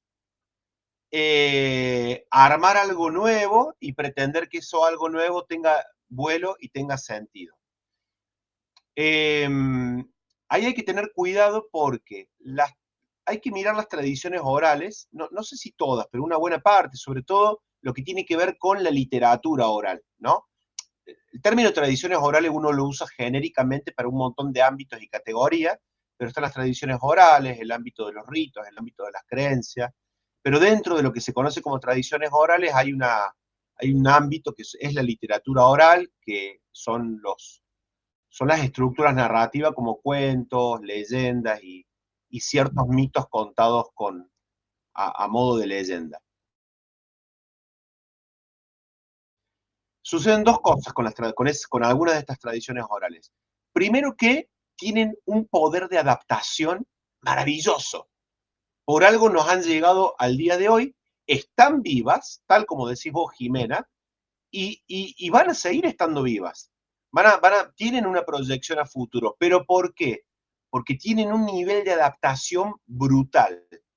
Un ejemplo, te voy a dar un ejemplo así muy rápido al vuelo. Un ejemplo muy gráfico es la famosa historia de los camioneros. Por ejemplo, LB3 es una radio que nos guste o no nos guste, a mí no soy muy amigo de esa radio, pero en LB3 se ha difundido mucho la historia del camionero que encuentra a una chica en la mitad de la ruta, vestida de blanco, la chica sube al camión, entabla un diálogo con la chica se baja en el pueblo de donde es, porque estaba haciendo dedo o lo que sea, la chica se olvida una campera, y el camionero vuelve al rato vuelve al pueblo, pregunta por la casa de la chica, llega a la casa de la chica, golpea la puerta, atienden los padres, y le dice, mire, yo le hice el favor a su hija de traerla hasta el pueblo, porque estaba haciendo dedo en la ruta, pero se olvidó esta campera. Y los padres entran en llanto porque la chica en realidad había fallecido hacía 20 años. ¿Bien? Bueno, esta historia, yo si les hago digamos, si les cuento la historia de esta historia, se remonta al antiquísimo, no sé, probablemente 1000 años antes de Cristo en Eurasia, en donde obviamente no había camiones, ni había chicas que salían de un baile vestidas de blanco o una novia, sino que era una antigua dama vinculada al bosque o a una hada protectora que se le sube a las ancas del caballo a un caballero o X o como quieran llamarlo. A lo que voy es una historia que yo la puedo rastrear 1000, 2000, 3000 años, nos ha llegado al día de hoy con una adaptación tan maravillosa que la gente de hoy la sigue, digamos, narrando. Pero esa leyenda, así como tiene poder digamos, así como las tradiciones orales tienen un poder de adaptación que horada los tiempos, las sociedades y las culturas, también tienen una estructura que no debe tocarse. Porque esa estructura, ustedes imaginen, nosotros siempre en las capacitaciones con docentes decíamos que la estructura de una leyenda es como, hay que pensarla como que tiene un núcleo como la estructura de un espantapájaros. Vieron que la estructura de un espantapájaro, la estructura básica son 2 palos cruzados, ¿no? Y luego uno le pone un sombrero, si quiere, le pone un sobre todo, le pone ropa, le pone lo que sea. Le va a ir cambiando a medida que el tiempo va pasando, uno a ese espantapájaro le va cambiando las cosas, pero la estructura siempre es la misma. Entonces, muchos mitos y muchas leyendas, lo que sucede es que tienen un poder de adaptación muy grande, pero la estructura es la de siempre y es importante mantener esa estructura, porque esa estructura tiene ecos en cuestiones desde el subconsciente hasta llaves que nos hacen dialogar con el ambiente, que cuando son tocadas ya pierden esa función, ¿no? Entonces, las tradiciones orales están vivas, se van adaptando, otras lamentablemente desaparecen, y bueno, y muchas desaparecen, como vos seguramente, Jimena, ya lo podés haber observado, cuando desaparece el monte o desaparece el cerro al cual se hacía referencia. Nosotros tenemos un montón de ríos que se han secado en Córdoba por culpa de un mal uso del agua, en donde la leyenda desaparece porque desapareció el río. Entonces ya no hay leyenda, no hay que haga referencia a ese elemento del paisaje o esa seña del paisaje porque desapareció. O desaparece la sociedad que, digamos, era portadora de esas leyendas. Entonces, siempre decimos que las tradiciones orales hay que tener el mismo. Las tradiciones orales son piezas culturales, en términos occidentales, ¿no? Y hay que tener el mismo respeto que una pieza arqueológica. O sea, una flecha de los pueblos originarios que uno encuentra a 1 metro de profundidad, no la agarra y la lleva al museo o la tiene en el bolsillo durante 10 años y vos después das una explicación sobre esa flecha. No, haces un informe de en qué lugar se encontró, a qué cultura puede llegar a pertenecer, le haces un datado de carbono, como para saber un poco la antigüedad, en qué estrato estaba, y con las tradiciones orales pasa lo mismo. Nosotros lo que observamos es que hay mucha liviandad, no con todo el mundo, pero de que las tradiciones orales, se habla mucho a veces de tradiciones orales, pero no son respetadas como piezas culturales, sino algo como sujeto a desarmarse como a uno se le dé la gana. Y hay que tener el mismo cuidado que se tiene con una pieza física, cultural, ¿no? Eso hemos discutido y hablado mucho con gente que recopila y que también luego divulga estas tradiciones orales. Gracias, Pablo. Acuerdo con todo.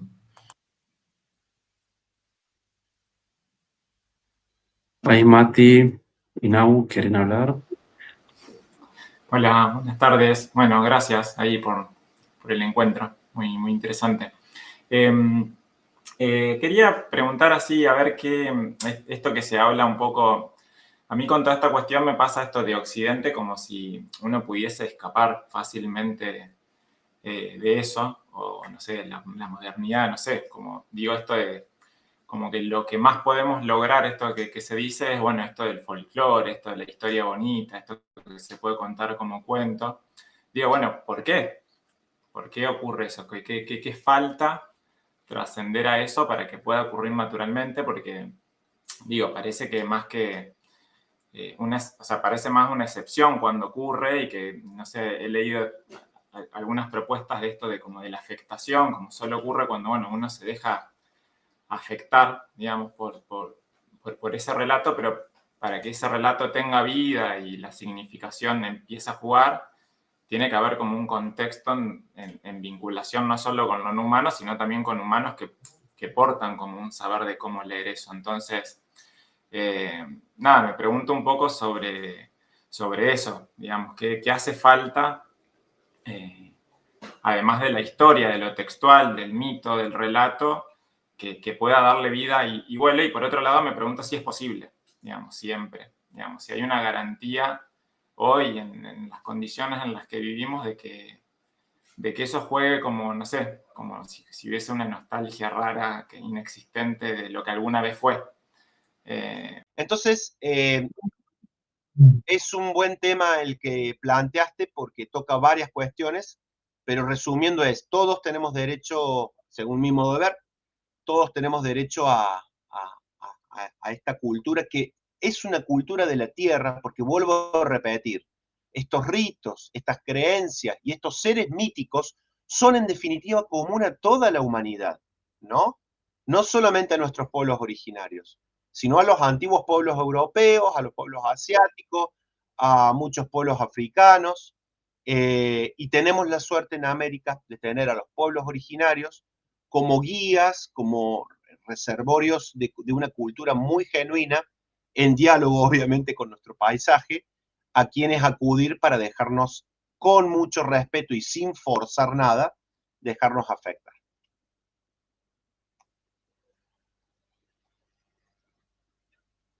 Ceci y Gastón tenían levantado la mano. Creo que en ese orden, ¿no? ¿No? Sí. No sé si fue por error. Marco del Pont. No somos. Acá Te había estoy. quedado... ¿Habías levantado? Levante la mano, sí. Sí. Respondiste un montón, Pablo. Yo me quedé con lo que dijo Mati también, como que todos de alguna manera nos sentimos en esa.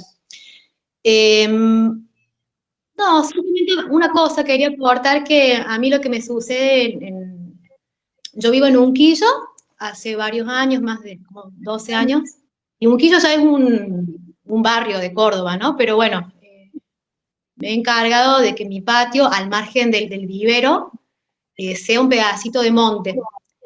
Y hace años, muchos años, que tengo un vínculo en el que me siento como comunidad con ese pedacito de monte que me encargo de conservar, pero que a la vez también, bueno, eso, como ese vínculo que hay entre flora, fauna, y un montón de cosas que nos suceden a nosotros, esos integrantes de ese pedacito de tierra, hace que uno el vínculo con la naturaleza, animales, plantas, insectos, etcétera, que nos sensibilicemos y que respetemos. No importa, digo, por ahí si yo conozco mucho de mitos, de creencias, de rituales, sino simplemente el hecho de, a mí, que me pasa que cuando me sensibilizo con mi entorno natural, en este caso el monte, o mi pedacito de montecito, me hace respetar lo que escucho. Es eso, uno sabe que, no sé si se entiende lo que quiero decir, pero todas estas leyendas, todas estas tradiciones orales que se van transmitiendo, digo, de alguna manera nos vienen a decir respeten. Eso es lo que nos sensibilicemos y respetemos y dejemos ser. Eso es lo que a mí me sensibiliza de todo eso. Sí, tal cual, coincido absolutamente y voy a dejar paso a... Coincido, maravilloso el aporte. Y acá hay algo también con el que coincido. María Cecilia dice, tampoco se trata de idealizar lo originario o denostar toda nuestra cultura occidental. Ahí está el diálogo. No, en absoluto.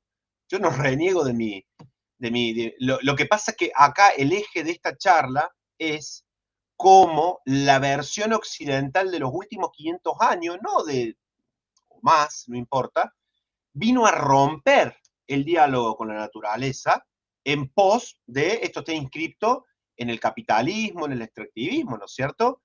Y evidentemente en los pueblos originarios, al menos este tema, no se trata de idealizar en absoluto, ¿no? Porque también yo estoy de acuerdo en que no hay que romantizar ni idealizar ni a una cultura ni a la otra, pero evidentemente el occidentalismo desde, digamos, vieron que los historiadores, los economistas, los historiadores en economía, o como se quiera decir, casi que hay un acuerdo muy grande que el capitalismo se inaugura con la llegada del hombre blanco a América y ese intercambio desigual, ¿no?, de productos y mercancía. Pero también se dieron otra serie de condiciones. Y evidentemente, en este sentido, Occidente lo que vino a hacer para poder acceder de manera irrestricta a los recursos es romper el diálogo con la naturaleza. Necesitaba avanzar sobre los territorios. En cambio, nuestros pueblos originarios, tal como lo decías vos, no sé quién estaba hablando, perdón, se me fue el nombre. Bueno, la persona que estaba hablando ahora decía de que lo que se trata es de respetar, ¿no? Que justamente estas culturas lo que nos enseñan es a respetar lo que hay, más allá de las mediaciones culturales que uno le pueda decir mediante un rito, mediante una creencia, mediante lo que sea. En este sentido, está claro que Occidente plantea un avance sobre el territorio a costa de la vida, nuestros pueblos originarios no, y nuestros antiguos pueblos europeos tampoco, ¿no? Eran en ese sentido respetuosos con el entorno y mediado por creencias. Pero sí estoy de acuerdo, no se trata de denostar a toda la cultura occidental ni idealizar a las culturas originarias. Al fin y al cabo, todos somos personas y todos son sociedades que, bueno, tienen sus pros y sus contras. Y respondo algo rapidito que quedó ahí en el tintero. Ojo también con esto cuando te corren, ay, pero eso es una visión muy nostálgica. No, a veces no se trata de, o sea, yo no me paro sobre la base de que hay que restaurar todo. No, en absoluto. No se puede, no tiene sentido. Lo que sí hay que restaurar, está claro, es un diálogo natural con los elementos de nuestra naturaleza, ¿no? Vaya tomando la forma que vaya tomando. Pero quienes nos indican el camino son justamente nuestras comunidades campesinas, criollas y obviamente nuestros pueblos originarios, ¿no? Bueno, no sé, ahí había una persona que quiere hablar.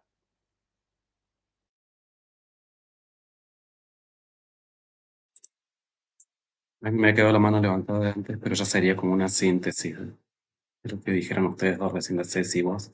Como esto, bueno, sí, de que me gustó que se abre de golpe como la posibilidad de que todos participemos también, de que no hay una cuestión de trayectoria. Sí pienso en la trayectoria como historia de vida y me parece que un buen paso cero es estar atentos y atentas, ¿no? Que parece una pavada y cliché y trillado y es lo que más cuesta y estar atento a todas estas otredades que estamos nombrando, que ya sean narraciones o los protagonistas participando en las narraciones. Luego reconocer las distancias, ¿no? Como una diferencia a partir de que tiene que existir, que existe y solo es a partir de ahí que digamos, está disponible a todos, pero a su vez cada uno tuvimos nuestros abuelos. Y a algunos abuelos los corrieron, los mataron con perros y a otros no. Entonces, me parece que estar atento a esa historia de vida nos acerca justamente a esta posibilidad que recordás vos. Me parece que es muy importante tenerlo en cuenta, ¿no? Que no hace falta ajustarse identidades para estar atentos y reconocer la historia de vida de cada uno y desde ahí, desde esas diferencias, volver a encontrarse, que implica, como dice la Ceci, me parece, nosotros en relación a las plantas y cada uno acá en relación a lo que esté haciendo, el poner el cuerpo también implica, ese acercarse es con el cuerpo puesto a disposición de qué cosas. Porque hay mucho discurso y yo de eso lo reconozco porque he participado y participo todavía muchas veces de eso, de decir lo que hay que hacer, ¿viste? Esa ruta moralista que tenemos todos, que es la ecología, que es el ambientalismo, cómo se cuida y no el ambiente y cómo nos damos cátedra entre todos. Bueno, pero el poner el cuerpo es un gesto que es muy preciso y que es lo que más cuesta hacer el día a día. ¿A qué le estamos dando la atracción de nuestro movimiento concreto? Hablo de para qué movemos las manos durante el día para producir qué cosas y qué mundos. Si no, creo que se arranca por frenar muchas veces. Acá hay gente muy diversa, gente que está muy metida y muy comprometida y responsable con ese qué hacer, y otros, dentro de los cuales me incluyo, no tanto. Entonces, en ese poner el cuerpo a disposición de qué fuerzas para producir qué mundos, y cuáles se están acabando, por qué motivos, y quiénes participan de qué roles en todo eso. Y me parece esto como, no me acuerdo quién habló antes de la Ceci, pero a mí me recuerda el Mati y no. Esto de cómo arrancar en prestar atención para mí en ese respeto que es de atención a estos otros y otras, y luego a partir de ahí decidir en qué poner el cuerpo todos los días y hacerlo con pequeños gestos, y seguramente hay una punta de hilo que, como vos nombras, son rituales que podemos comenzar a hacer, y un ritual no es solamente un tipo de magia, sino que en cada cotidiano me parece que podemos tener desde dónde arrancar también. No hay una forma, un mundo al que hay que entrar porque ese es el bueno y el resto malo, sino que parece que hay maneras de estar acá de otra manera justamente. Y que eso construye mundos y que esas mitologías, como las hemos nombrado al comienzo, como que pierden su origen y no saben en qué historia están, pero que están ocurriendo todo el tiempo y se vuelven a traer, ya sea en el Asia arcaica hasta el día de hoy, con los cambios de símbolos que Jimena mencionaba recién, esas mitologías se construyen o no se construyen. Y bueno, ¿qué estamos haciendo al respecto? Las dejamos morir y no las recreamos y no las mantenemos y diversificamos y propagamos, como ustedes se encuentran como dos proyectos que ahora quedan como, mira, te vengo siguiendo y mira, vos me venís leyendo y bueno, y se encuentran, digamos, ¿qué propagamos y qué hacemos que se encuentren esta creación de mundos o mitologías tan concretas como el día a día en el que ponemos el cuerpo a crear qué cosas? Se me ocurre esa síntesis. Gente, yo Sí. a modo de cierre, también los invito a, porque lo más lindo, lo más enriquecedor para mí es escuchar a aquellos adultos mayores que hemos recopilado en toda la provincia durante los últimos 20 años. Y hay muchísimo material en las redes. Yo les recomiendo al que le interese por ahí profundizar en alguno de estos relatos y escuchar la profundidad de estos saberes en boca de quienes están ahí en el territorio. Visitar la página de Relatos del Viento, muchos la conocen, que es www.relatosdelviento.org, ahí le voy a escribir el mensaje, y ahí tienen un archivo oral, tienen una sección que se llama El Fogón, que tenemos algunas series documentales, todos de libre uso y descarga y reproducción. Ahí hay varias series de capítulos documentales en donde se narran, gracias Guille. Y bueno, cualquier cosa, ahí están las redes, a mí me encuentran como Pablo Rosalía, y si no, Relatos del Viento, la asociación a la cual integro y desde la cual hacemos una buena parte de este trabajo de investigación y divulgación. Así que, bueno, yo me tengo que despedir por cuestiones personales, pero no sé, si alguien quiere igual comentar algo así a modo de cierre, yo tengo ahí unos minutos, no hay problema.